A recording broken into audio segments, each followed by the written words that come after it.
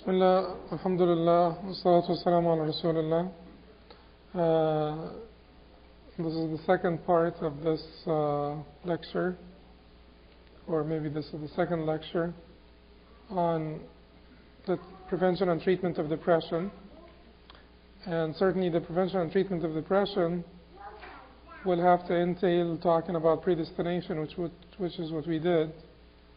And there were many questions about the issue of predestination. I tried to answer them as much as possible. I just want to alert you to one thing, which is to respect your limitations. You know, as a human being, each one of us, we human beings, should respect our limitations. We think that we can, or we have to comprehend it so that it is, you know, easy like water. It is like drinking water. Predestination is an issue that is complex. It is the thread that connects the pearls. It's an issue that comprehending it 100% may be beyond you. Yet you have to believe it 100% as conveyed to you from Allah and His Messenger. What is it that you comprehend 100% so that you want to comprehend predestination 100%? And who are we? We just have to, you know, look in the mirror. You are a very, very weak creature. How do you make up your mind? How do you acquire knowledge? Acquire knowledge and convictions and so on. Through data that you get from your senses. Your vision, your hearing, your touch, your smell, and your taste. Those are your five senses, right? And the data that you get from your five senses, is it complete? It is extremely deficient. It's just like we have to stand for a while, to pause for a while and ask ourselves, who are you? The data that you're getting is extreme.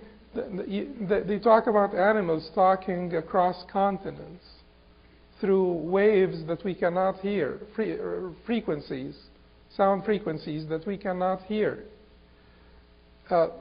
Most of the rays of light you cannot see. You can't see. You can't see anything that is infrared or ultraviolet. You're only limited between the infrared and ultrared, above red and below violet. You can't see anything else. Most of the rays you cannot see. Most of the sound frequencies you're limited to a certain range of decibels that you can hear. Anything below, anything above, you cannot hear. And the same applies to the rest of your senses. So if your data, you know, if the mind is the processor, and the mind, which is your processor, is getting very deficient data, how do you expect this mind, which is in and by itself deficient, after getting the deficient data, to make absolute, to make absolute conclusions, or to reach to absolute conclusions in issues that are of the unseen, that are beyond us. It is like one of the sheikhs once said, you know, the people who talk about, you know, the existence of Allah and so on and so forth, and they say, you know, I can't see Him, I can't touch Him, I can't hear Him, then how can I believe in Him? It's like someone who puts himself in a dark room and covers himself with a blanket and then says, you know, like someone in Yemen, for instance, who, you know, walks at night into his house, walks into his room, dark room, covers himself with a blanket, and then he says, they talk about the Americas. I can't see them. Where are the Americas? I don't believe in the Americas. I don't believe in China. Where is China? Whether you are in a dark room, under the blanket, in your house, in Yemen, you're not going to be able to see China. And if you talk about the existence of God, then you have to understand your limitations. All of these manifestations of His existence, if they're not enough for you, then you have a huge problem. Because who brought this to existence is the question that you should ask yourself. The issue of predestination is also an issue that is extremely complex, that you may not be able to completely comprehend. Yet there are certain things that are clear to every sane person. One of these things is that we're here. The other thing is that we are obviously being tested. You know, this whole creation is being created for us, the anthropic principle that we talked about before. Therefore, there is a wisdom of our creation. There is a reason, cause behind our creation. And we are currently being tested. And His will supersedes our will. Yet, it is extremely obvious that His will supersedes ours. And as we said, we do have a will. Do you remember that game that we played? Bring this watch from here. So we do have a will. It is superseded by His will. He created this universe. We're here for a test. All of these are facts. Everything that I said now is a given. So just deal with this. Why can't we deal with this? That we're already here, we were created, His will supersedes ours because there's so much that we're not in control of. Yes, we do have a will because we proved it here. This is will. Here. Bring it back, if He permits. Here. So these are all easy things. So why don't we take those things that are absolute and givens, and we agree on them, and then of these big facts, small in number, but they're big facts, we can start to work. We have a will, so we are responsible, so let us use this will for His service, because He created us and we're here and we're being tested, so let's not waste time and let us try to get to the end of the race. That is what sanity would mandate on us, to try to walk in this direction. Yet, if there are certain things that we cannot completely comprehend, what is it that you completely comprehend? Do you comprehend are you aware of the movements of your intestines now when you're sitting? Are you aware of your heartbeats? Are you in control? Do you know how your heart beats? Even if you're a physician, even if you're a cardiologist, do you really know the bottom of it? No, you don't.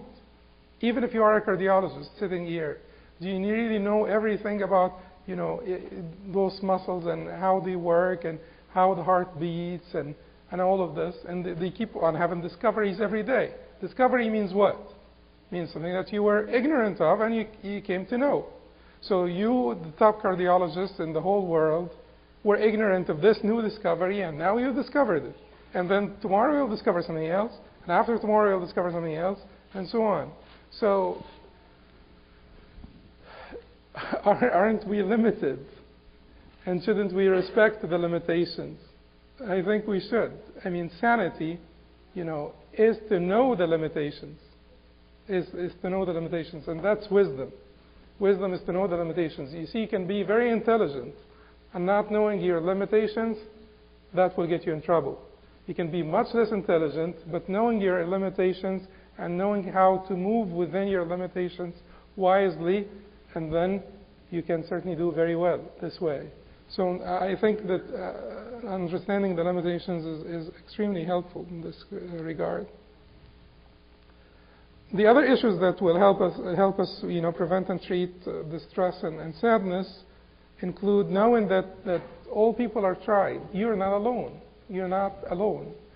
And many times the catastrophe that befell you is much smaller than other people's problems.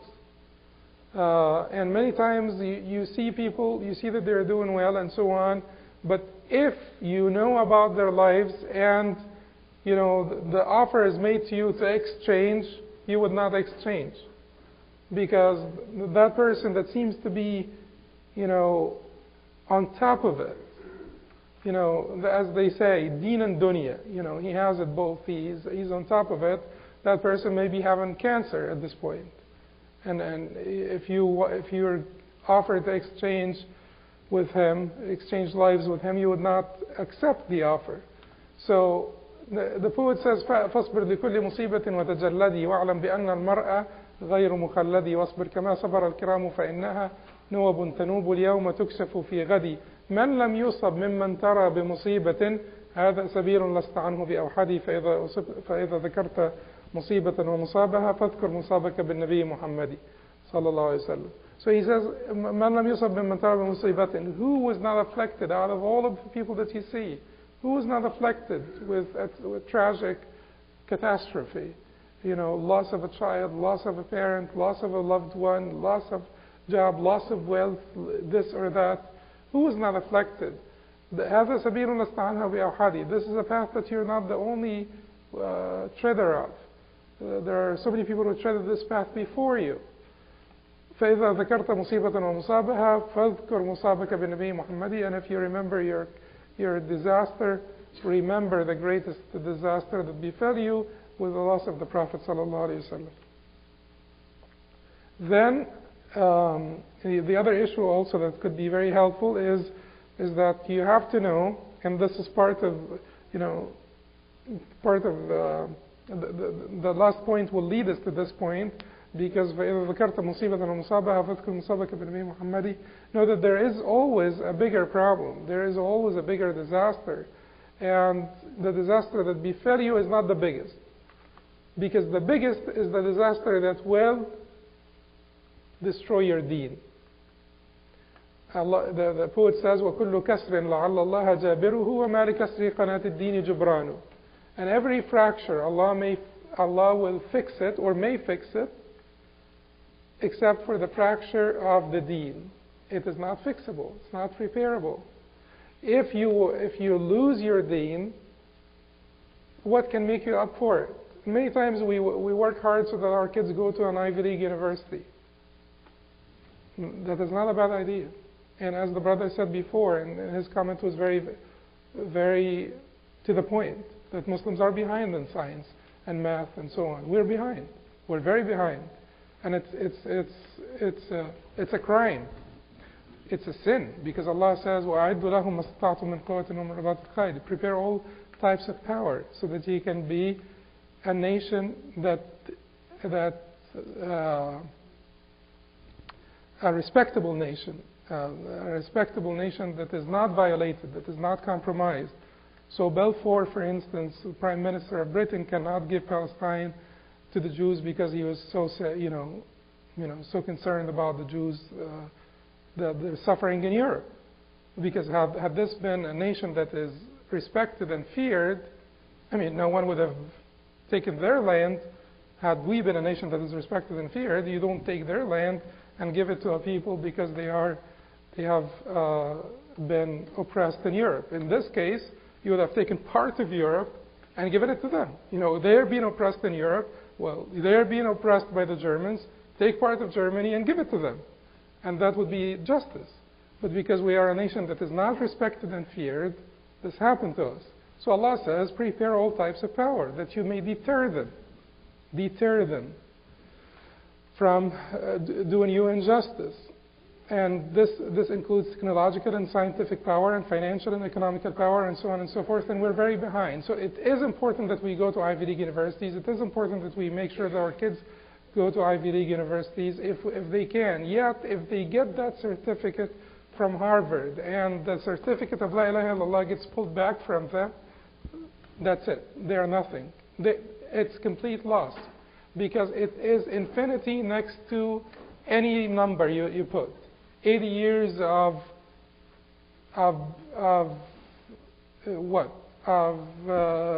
greatest successes and accomplishments in this world. You're the most accomplished in this world for 80 years. You have become the president of the United States 2 terms, and you broke the Constitution and became the president a 3rd time. Whatever it is. And you put all of this next to infinity, and it will be zero. It will be zero. Therefore, every fracture is repairable except for the fracture of your deen.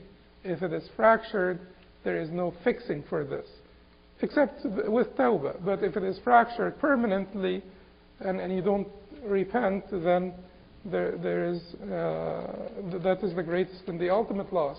That is why Umar ibn Khattab used to always thank Allah subhanahu wa ta'ala when he was afflicted by anything. He would thank Allah that it was not bigger and that it was not in his deen, and that he was given patience to cope with it.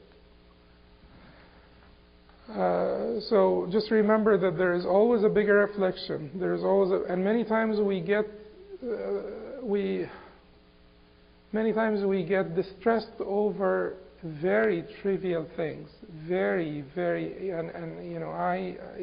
I get a lot of phone calls from people who are distressed, particularly between the spouses, and this is over very trivial things. And if these trivial things can distress you, don't you think that you can wake up tomorrow and you can find your child dead in bed in the morning? It is as easy as this. You just can wake up tomorrow and you find your child dead. And then you are being so distressed now about this trivial issue that shows how small you are. نفسك نفس هذه التي بين الجنبين. Your soul, your mind, it shows the lack of integrity. The lack of integrity when people get so distressed over trivial and minor things and minor conflicts with their spouses, it just shows lack of integrity. That you are big on the outside, but you're very small inside.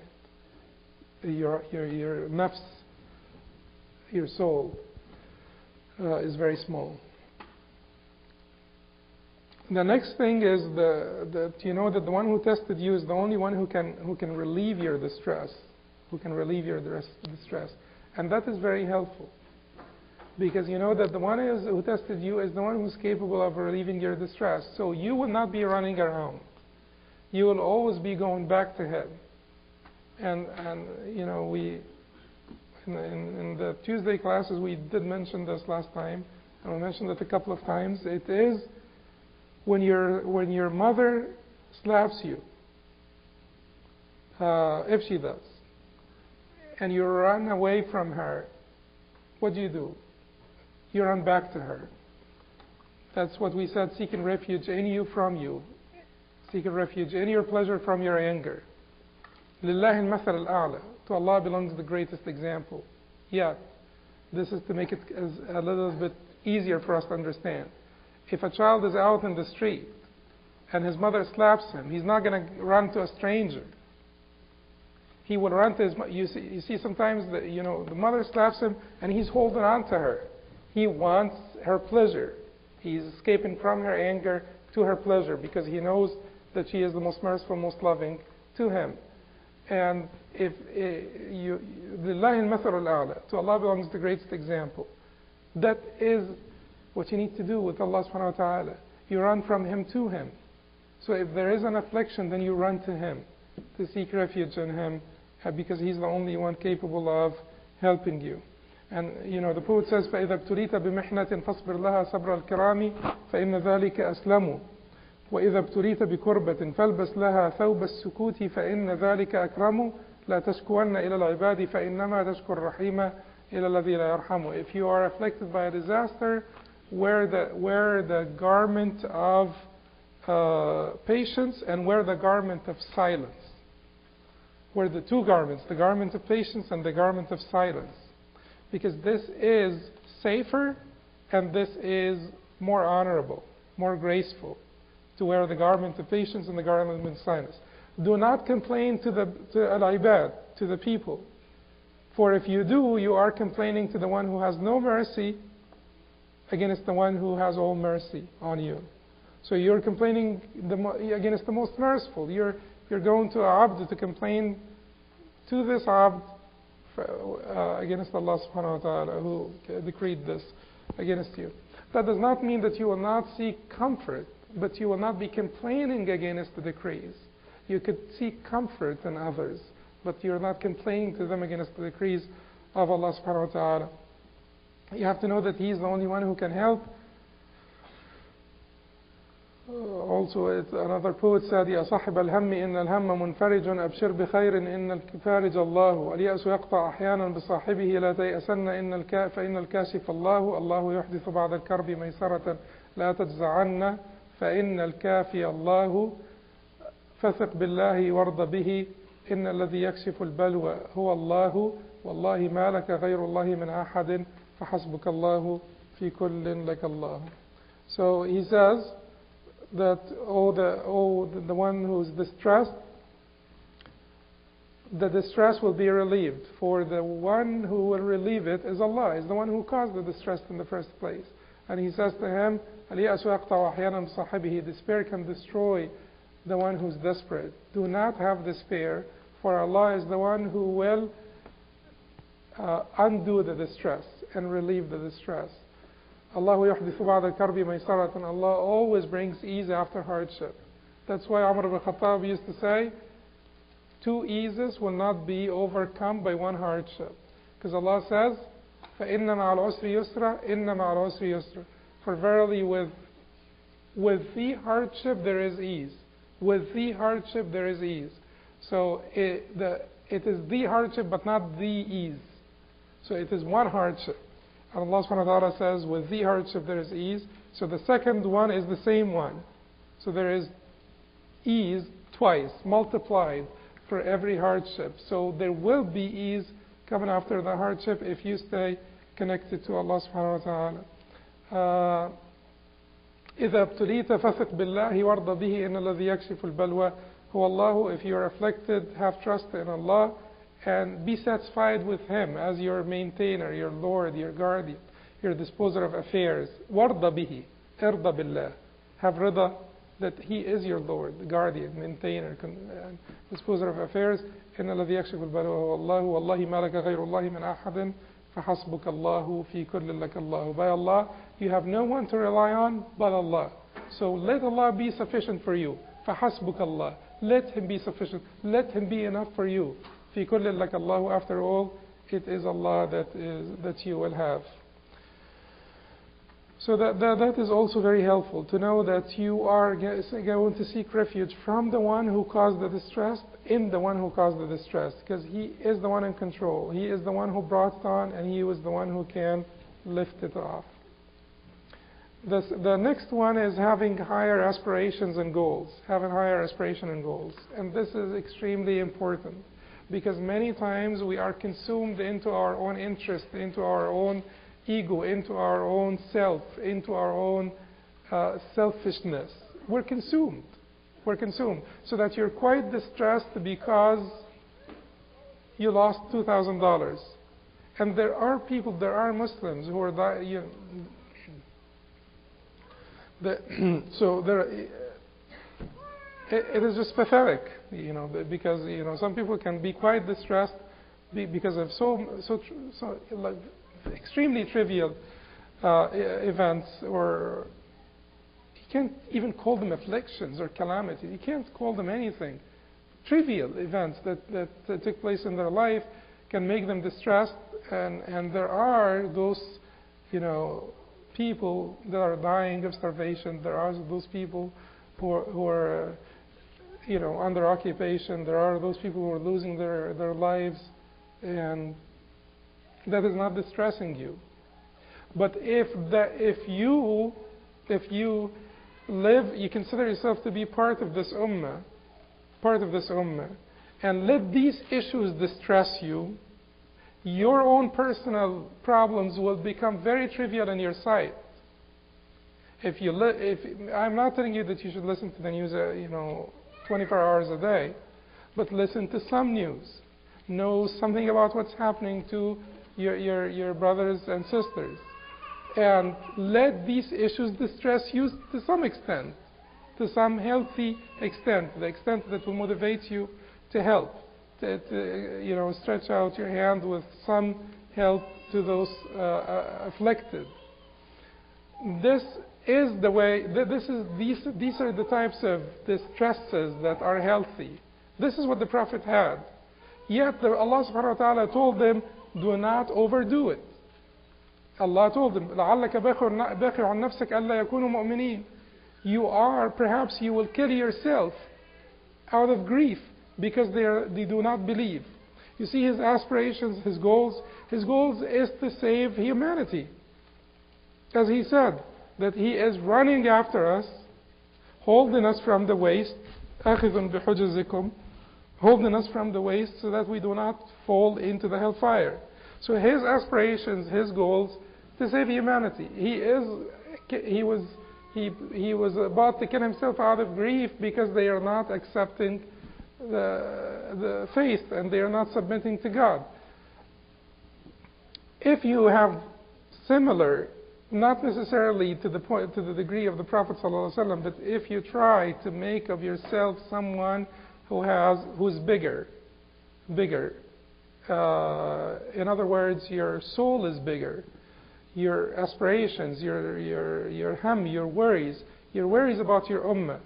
The Prophet ﷺ. Anyway, your worries about your ummah, your worries about your people, then believe me that the personal problems will become quite trivial and they will become easy to cope with, very easy to cope with. Because you see that,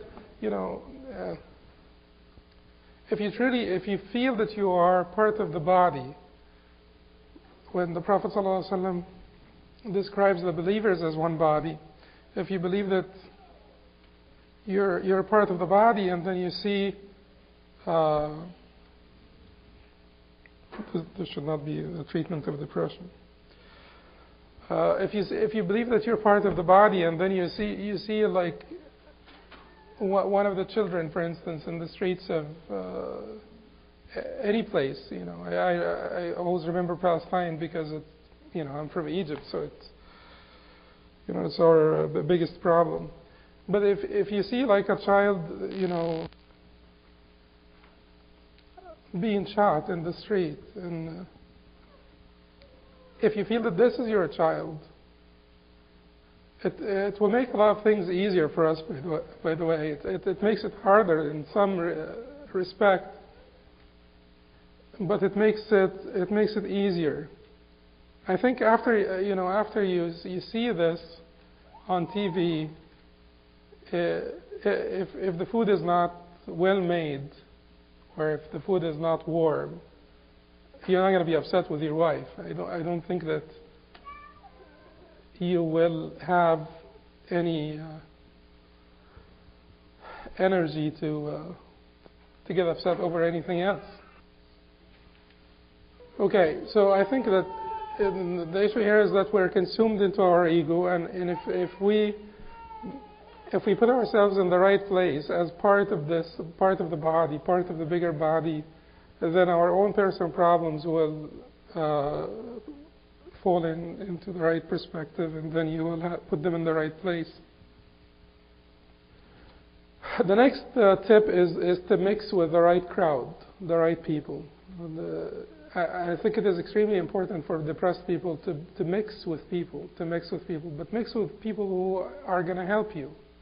Because there are people who can hurt you further. But mixing and mingling, الْمَرْءُ عَلَى دِينِ خَلِيلِهِ فَلْيَنْظُرْ أَحَدُكُمْ مَنْ يُخَالِطُ. Everyone follows the religion of his comrades, so that one of you choose carefully his friends, his companions. Choose them carefully. But you need to mix with people, and you need to be involved in activities. You need to be doing things to help out people. Your mixing with people will also diminish your own distress. If you go out to senior homes and help out some of the senior Muslims, it will give you a lot of joy and a lot of pleasure that you can carry with you for the rest of your week. If you go out just once a week and then bring some happiness to their hearts, that will bounce back. Believe me, it should bounce back. And if it doesn't bounce back, there is a problem, but it should. And then you should get a lot of this pleasure and happiness, and you should carry it with you for the rest of your week. You go back to them, you go to visit someone who's sick, and so on and so forth. So I think that all of these activities are excellent remedies for depression and distress. And mixing with the right crowd is extremely important. The next one is to try to be a minimalist as much as you can, and this is an advice for all of us, including myself. You know, don't buy things that you don't need. Just don't clutter your life, because our life is so much cluttered and by things and objects and goals that are, you know, sometimes not very not very wholesome at times, and not very, you know, important at times, etc. So don't clutter your life with these things. Abu Darda radiallahu anhu,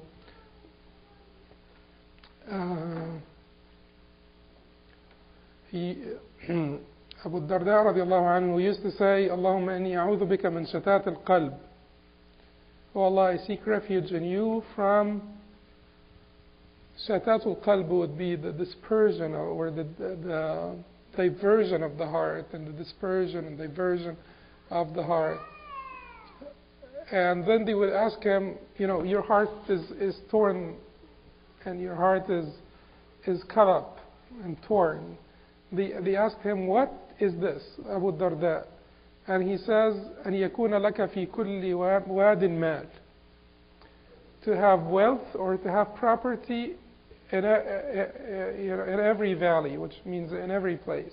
To have property here, property there, and wealth here. You have camels here, cows there, and agricultural land, houses, etc. So he used to say, Allahumma inni a'udhu bika min shatat al-qalb. Oh Allah, I seek refuge in you from the diversion of the heart, because these things all can divert your thoughts from the one objective. This does not mean that as Muslims we are not to own money. No, but as I said, the brother said, you know, one of the brothers said, the belief in predestination caused the Muslims to become so much behind. It did not cause the early Muslims who understood it well to become behind. It actually made them the builders of civilizations. You know, we say this over and over and over. They built civilizations. After they were conflicting tribes, the Muslims from all of the Muslim land that extended from China to Morocco, they built great civilizations. We said, the former CEO of Hewlett-Packard said, without the Arabs, in other words, the Muslims, because they wrote in Arabic, so all of them were called Arabs. Without the Arabs, we would have not had computers, because without the Arabs, there would have not been algebra. Algebra is a Muslim invention, is a Muslim science. The canon, al-Qanun by Avicenna.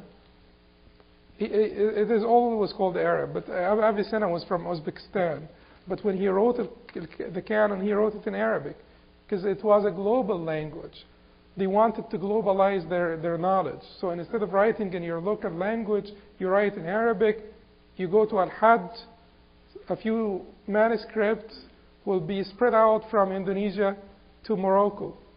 And then your knowledge within 1 year can be benefited from Indonesia to Morocco, just by going to al-Hajj and writing in Arabic and going to al-Hajj, and then those manuscripts can be sent out to places as far as from Indonesia to Morocco.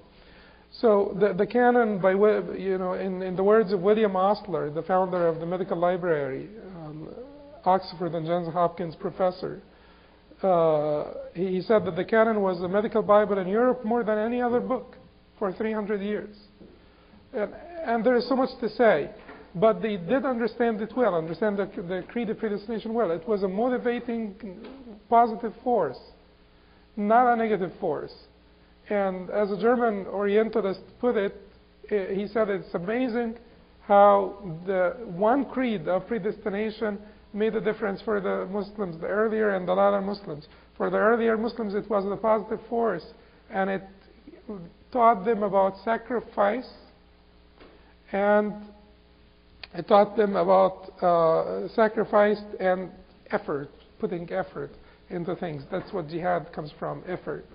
and it earned them great victories and successes. But for the latter Muslims, it was a negative force that taught them indifference, laziness, until they completely departed from the caravan of history, or from history. They are out of human history. And this is true. To some extent, it is true that we corrupted the belief. The belief is for us to have this dunya and hold it in your hand and keep it away from your heart. But have it. You are commanded to have it. It is an obligation to have it. And Nawawi said, and not only Nawawi, but I'm just as an example, he said that learning science and math is a communal obligation. Communal obligation. So these things we have to have, but you hold in your hand, away from your heart. You can be a billionaire. There could be a Muslim Bill Gates. There is no problem whatsoever. You could be a billionaire. But yet, all of this, no matter how big it is still in your hand, but it is not in your heart. In other words, you control it, but it doesn't control you. You control it, but it does not control you. So learn as much as you can to not clutter your life, to not have a lot of needs and wants and desires. You can excel, you can be accomplished, you can be achieved, but don't have a lot of interests or needs and wants and desires, because they can certainly clutter your life. The next point is worship. Worship as a means of seeking comfort. And this is prescribed by the Prophet ﷺ. The Prophet used to say to Bilal, "Arihna biha ya Bilal." Give us comfort with it, O Bilal. Salah, the prayer. Give us comfort. It is a source of comfort. But it is not any salah. If it is just going to be up and down, then this is physical effort that may not be desirable. But just up, down. But the salah that will be, you get ready and you make your wudu and then you go and meet your Lord. That understanding behind it. I'm getting ready now to meet my Lord, to speak with Him, to converse with Him, to dialogue with Him. If that is the sense, or if that is the sensation, or that's the feeling that you have before you embark on the prayer, then that prayer will be a source of pleasure and comfort. That is for sure. So, al-ibadah. And then to excel in one type of ibadah. Try to have a type of ibadah that is most loved to you or most likable, and then try to excel in it. Specialize in it. Specialize in this ibadah. Some people specialize in siyam. Some people specialize in zakah, fasting, charity. Some people specialize in, the good works of visiting the sick and these good works. But if you specialize in ibadah, that ibadah will be your best source of comfort. Recreation is also important. Recreation is important. Smiling, rejuvenation, recreation, trips, and so on and so forth. Because القلوب تمل. Ibn Abd al-Barr في أدب المجالس reports that Ali ibn Abi Talib said, إن القلوب تمل كما تمل الأبدان فابتغوا لها طرائف الحكمة. Ali ibn Abi Talib, may Allah be pleased with him, said that the hearts get bored as much as the bodies get tired. So seek for them wise tales of humor. Wise tales of humor. So there has got to be some humor. The Prophet ﷺ himself, the greatest and most important man in this whole universe. It does not belittle you to have some sense of humor, because the greatest and most important man in the history of humanity had a sense of humor.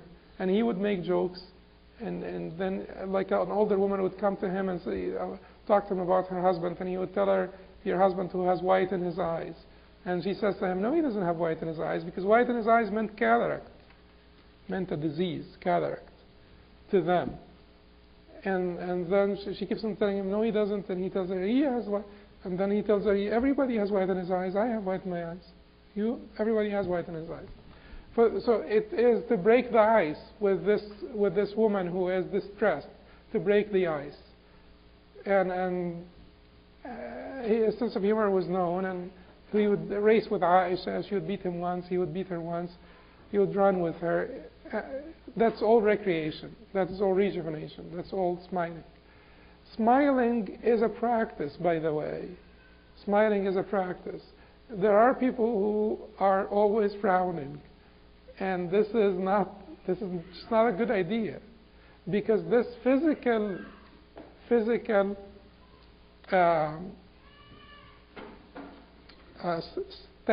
state will affect your emotional state. If your face is frowning, that will affect your heart, and the heart affects the face. It is both ways. You know, the Prophet ﷺ used to alert us to this fact often. You know, when he says, "Istawu la takhtalifu fatakhtalifa qulubukum." Do not misalign, lest your hearts will be at variance.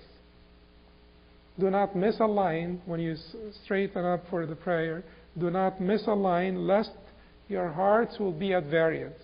So the physical state will affect your emotional state. So if you, and then the Prophet says, إِنَّمَا الْعِلْمُ بِالتَّعَلُّمُ وَإِنَّمَا الْحِلْمُ بِالتَّحَلُّمُ. Verily, becoming knowledgeable is by seeking knowledge, and becoming patient is by practicing patience. So these things you can practice and learn how to do.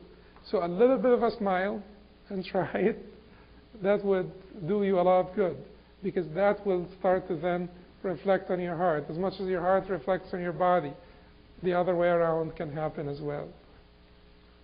And the next point would be about supplications. Supplications, that is extremely, extremely important, because that's your connection with Allah subhanahu wa ta'ala. There are many supplications that the Prophet taught us, particularly those who are distressed.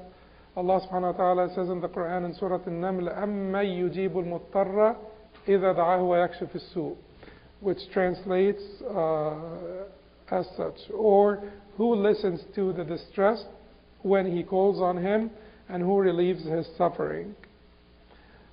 One of them is the dua of Ayub. It's such a great dua. وَأَيُّوبَ إِذْ نَادَى رَبَّهُ أَنِّي, in Surah Al-Anbiya, وَأَيُّوبَ إِذْ نَادَى رَبَّهُ أَنِّي مَسَّنِيَ الضُّرُّ وَأَنْتَ أَرْحَمُ الرَّاحِمِينَ. You say this, رَبِّ إِنِّي مَسَّنِيَ الضُّرُّ وَأَنْتَ أَرْحَمُ الرَّاحِمِينَ. So you repeat this with yourself.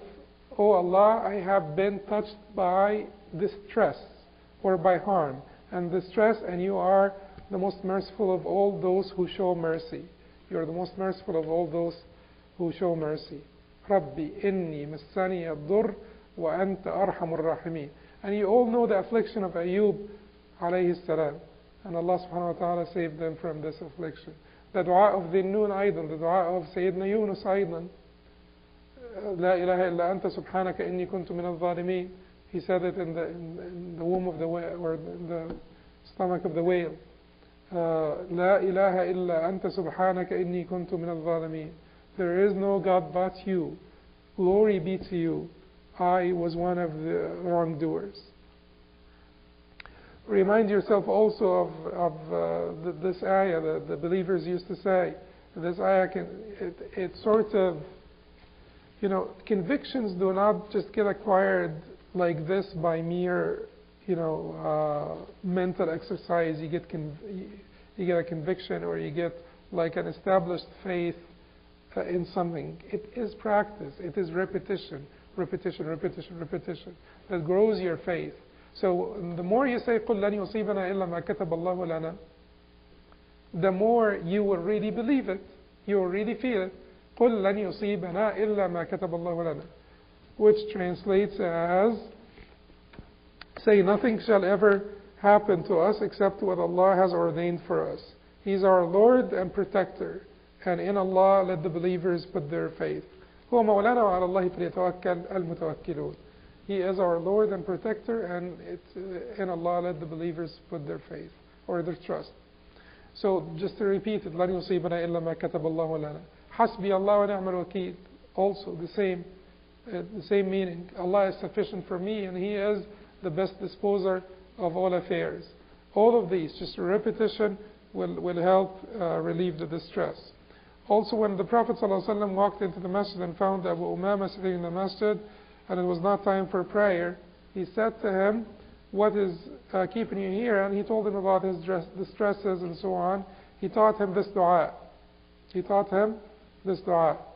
To say it in the morning and evening. Allahumma inni a'udhu bika min al-hammi wal-hazan.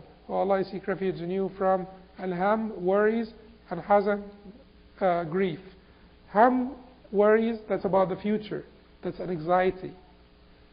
Hazan, that's about the past. That is sadness, depression. Ham and hazan, worries and grief. Oh Allah, I seek refuge in you from ham, an anxiety, worries, and sadness and grief. Hazan. وأعوذ بك من العجز والكسل. I seek refuge in you from weakness and laziness. وأعوذ بك من الجبن والبخل. I seek refuge in you from cowardice and stinginess or miserliness. وأعوذ بك من ضلع الدين وغلبة الرجال أو قهر الرجال في رواية. And I seek refuge in you from the burden of debt and being overwhelmed by men. Being overwhelmed, being under the control of man. So you should always seek to be only under the control of Allah subhanahu wa ta'ala. وأعوذ بك من ضلع الدين وقهر الرجال. I seek refuge in you from the burden of debt and from being overwhelmed by men. Another dua which is very, very helpful, and I can send those du'as to Mashhood and he can forward them to anyone who wants it, yeah, inshallah. Another dua which is very helpful is the Sayyid al-Istighfar. اللهم إني عبدك ابن عبدك وابن أمتك ناصيتي بيدك ماض في حكمك عدل في قضاءك. No, that's another one. But this is the dua by the names and attributes of Allah also, which is a great dua to relieve the distress. Allahumma inni abduk abnu abdik abnu amatik. Oh Allah, I am your servant, son of your servant, son of your maid servant. Nasiyati biyadik, my forelock is in your hand. Ma'adun fiya hukmuk, your decree upon me shall come to pass. Adlun fiya qada'uk, your decree or your judgment or your decree upon me is all fair and just. I do not reject. أسألك بكل اسم هو لك. I ask you by every name that you have, سميت به نفسك, that you have given to yourself, أو علمته أحدا من خلقك, taught to one of your servants, أو أنزلته في كتابك, revealed in one of your books, أو استأثرت به في علم الغيب عندك, or preserved it in the knowledge of the unseen with you, أن تجعل القرآن العظيم ربيع قلبي ونور صدري وجلاء حزني وذهاب همي. That you make the glorious Quran the comfort of my heart, or the pleasure of my heart, the light of my chest, and the relief from my distress and from my worries and anxiety. And the last here is the medicine and, chemical intervention. Many times people try their best and try to work on it as much as they can, but yet there is like an obstacle that they just can't get around. And maybe chemical intervention in this case, maybe it could be helpful to intervene with Prozac, Zoloft, Paxil, Lexapro, Celexa, all of these names. It's all about serotonin. Serotonin is a hormone that will increase, that will affect your mood, that will elevate your mood. It's a mood enhancer. And all of these medications are increase your serotonin. You can use those medications, but after you have done all of the aforementioned techniques to overcome, to prevent and overcome your sadness, you still can use them. The Prophet ﷺ said, عليكم بالتلبينة فإنها تجم أو تجم القلب وتذهب ببعض الحزن. I prescribe for you talbina, which is boiled barley, for it brings comfort, تجم قلب المريض, for it brings comfort to the heart of the sick and takes away some of the sadness. Why boiled barley? Because that's what the Prophet said, so we believe it. But maybe part of it is that a lot of people now drink boiled barley, and it is sold, for sadness, because barley has tryptophan, and tryptophan is a precursor of serotonin.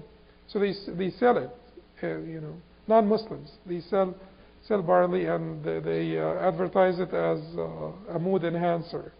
A mood enhancer. How do you make this talbina? It has tryptophan. Tryptophan is the main precursor of serotonin, and barley is full of tryptophan. And if you just Google barley and tryptophan, you'll find a lot of articles on this issue. How do you make the talbina? You boil the barley until it's a bit thick, and then you add honey to it.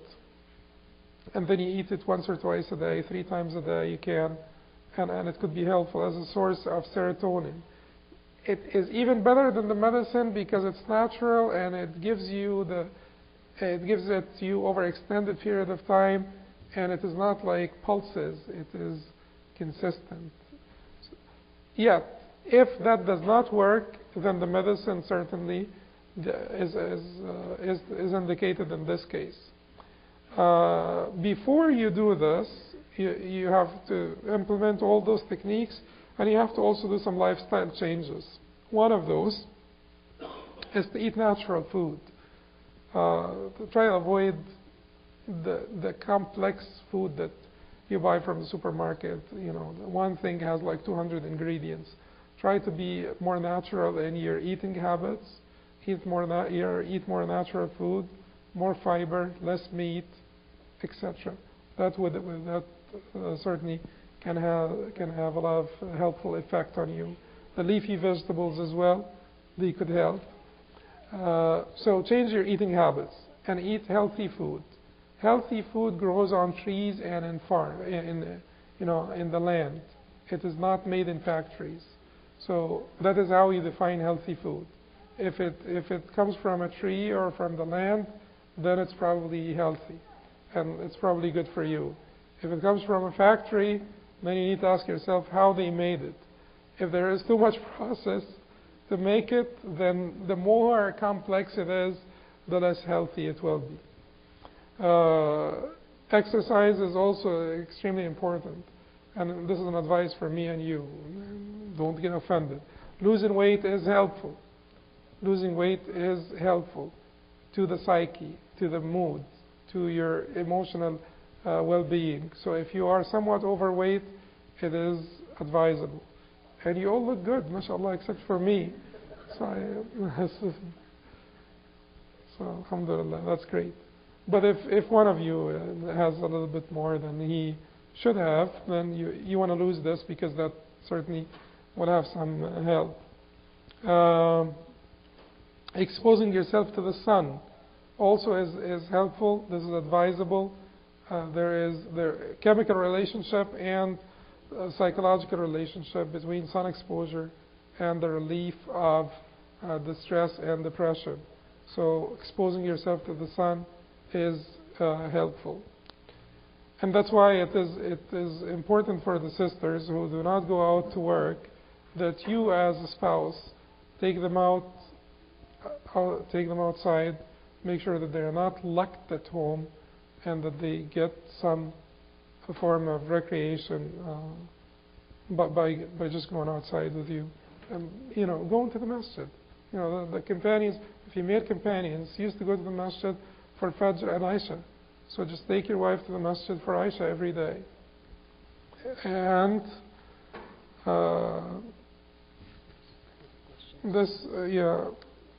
and then if you implement all of those techniques, you are, inshallah, you will be, inshallah, immune against the debilitating, handicapping depression or sadness.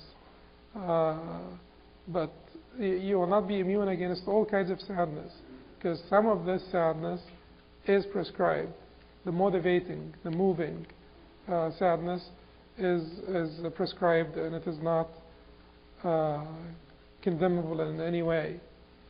I ask Allah subhanahu wa ta'ala to relieve the distress of all the distress, and to bring us, much needed comfort in our hearts, and to make our purpose in this life one, which is to earn His pleasure, and to make our pursuit in this life one, which is to get closer to Him and make that pursuit a successful one. جزاكم الله خيرا. سبحانك اللهم وبحمدك. أشهد أن لا إله إلا أنت أستغفرك وأتوب إليك.